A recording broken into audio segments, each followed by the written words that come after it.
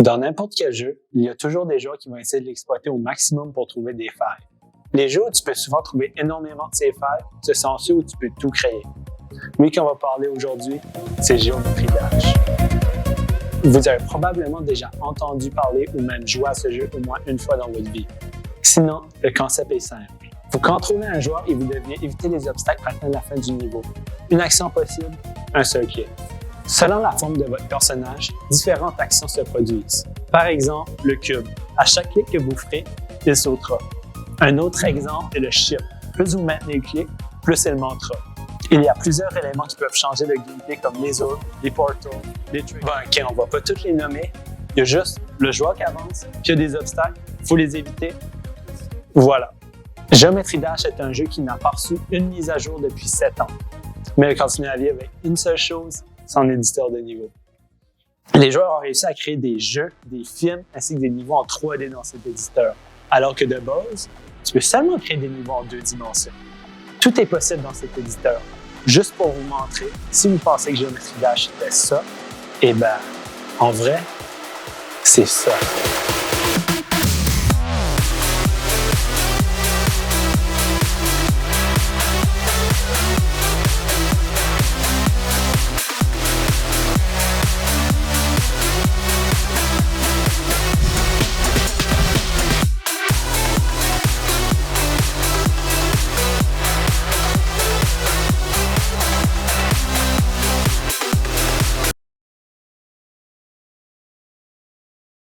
Attends, qu'est-ce qui vient de se passer?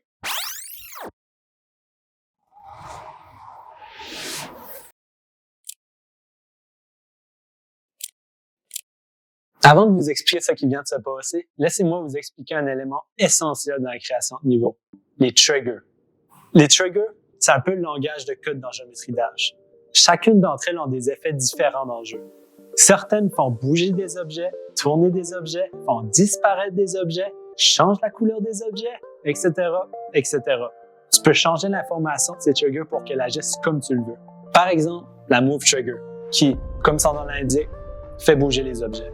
Si on veut bouger un objet de 5 blocs vers la droite, on va modifier la valeur X pour qu'elle soit de 5 blocs, soit 50 dans Geometry Dash.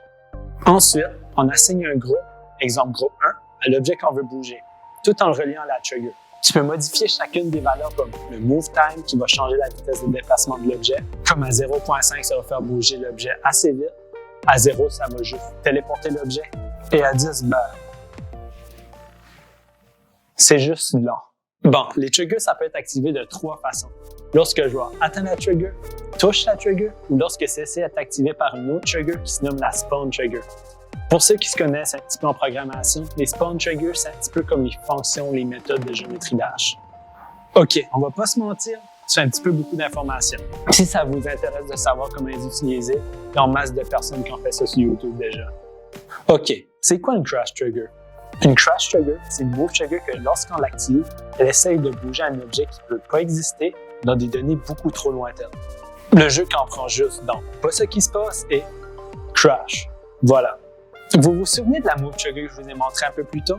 Eh bien, la Crash Trigger, ça ressemble à ça. Même si vous n'avez jamais touché une Move Trigger, c'est pas difficile à comprendre que ces valeurs, elles sont un peu trop grosses, non? Normalement, tu peux mettre un maximum de 5 caractères dans le mouvement et seulement 3 caractères dans le groupe. Laissez-moi juste garder la Crash Trigger une dernière fois. Ouais, il y a de quoi qui marche pas là-dedans. Mais, comment tu la crées alors? Geometry Dash fait partie de ces jeux où avoir un logiciel de triche installé, c'est normal. Bien évidemment, la communauté a instauré des règles pour maintenir la légitimité des joueurs. Certaines règles évidentes, comme utiliser certains hacks comme le no-clip ou même le speed hack, sont fortement interdites. D'autres, comme le FPS bypass, sont interdites à un certain niveau, ou même certains hacks ne sont pas interdits du tout. Un des hacks non interdits se nomme le Group ID Bypass. Il nous permet d'atteindre le groupe 1100 alors que normalement, le groupe maximal est de 999. Pouvoir bypass les groupes, ça nous fait comprendre que oui, tu peux modifier les valeurs à ce que tu veux. Il nous faut juste l'accès au code du jeu. Tu as 2 endroits où tu peux trouver les codes du jeu, dans tes fichiers Steam ou dans AppData. Mais ce qui nous intéresse va se trouver dans AppData. Entrez dans Local puis Géométrie Dash pour trouver le fichier CC Local Level. C'est dans ce fichier que tu peux retrouver tous tes niveaux. En ouvrant ce fichier, tu peux facilement comprendre que... Bon là, je vais pas vous mentir, ça va devenir un petit peu complexe. Du coup, on va faire ça vite. Pour vous dire, même Reddit, qui normalement se connaissent dans des sujets un petit peu... j'aimerais dire inutiles, mais je veux dire techniques, n'avait même pas de l'air à savoir ce qu'il fallait faire avec ça. Bon là, j'ai dû contacter des membres de la communauté pour comprendre que tout ce que j'avais besoin, c'est là-dessus. Pour de vrai, qu'est-ce qu'ils savaient que ça existait?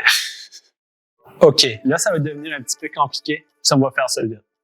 Mais en gros, ce qu'il faut faire, c'est décrypter le fichier, trouver l'information de votre niveau, décoder cette information, modifier les valeurs après le 51, le 28 et le 29 qui sont le Group ID et le mouvement XY. Après, il vous reste juste à encoder cette information pour le remplacer dans le fichier que vous avez déjà décrypté pour finalement l'encrypter.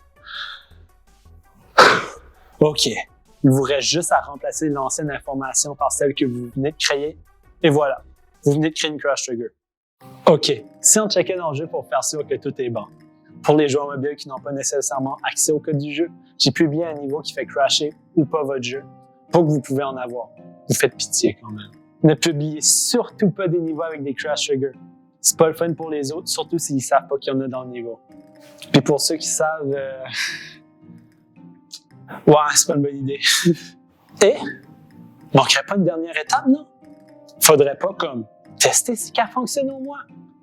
Bon, voyons voir.